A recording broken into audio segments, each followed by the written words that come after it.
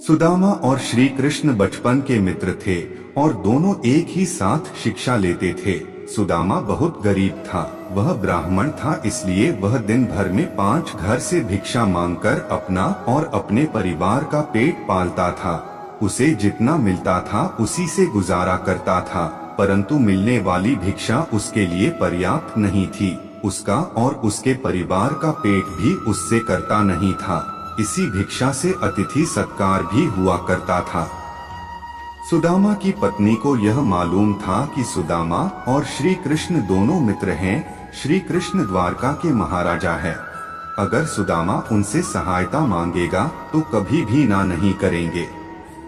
इसलिए सुदामा की पत्नी ने सुदामा को बहुत बार श्री कृष्ण के पास द्वारका जाने के लिए कहा, परंतु सुदामा हर बार मना कर देता था।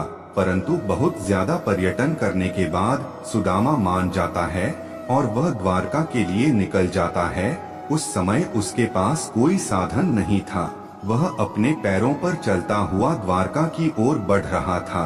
वह संकोच और लज्जा से भरा हुआ द्वारका की ओर निकल पड़ा। काफी दूर चलने के बाद उसे रास्ते में एक बैलगाड़ी मिलती है, जिस पर व्यापार के लिए खूब सारा माल लदा हुआ था। मुरारी ने सुदामा को द्वारका चलने के लिए मना लिया। गाड़ी पर बैठकर दोनों द्वारका के पास पहुँचे। वहां पहुंचते ही बैलगाड़ी वाले ने सुदामा से कहा कि आपका रास्ता यहाँ से अलग है और मेरा अलग है।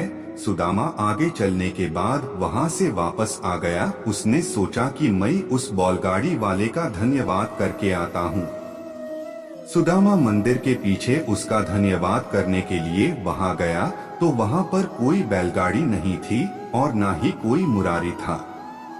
उसे कुछ समझ नहीं आ रहा था। वह सोच रहा था कि एक क्षण पहले वह मुरारी से बातचीत कर रहा था, परंतु दूसरे चरण में यहाँ पर कोई भी नहीं है। सुदामा समझ गया था कि उसके मित्र श्री कृष्ण की ही कोई लीला है। वास्तव में ऐसा ही हुआ। जब दोनों की मुलाकात हुई तो वह दोनों मुरारी की घटना पर मुस्कुरा रहे थे।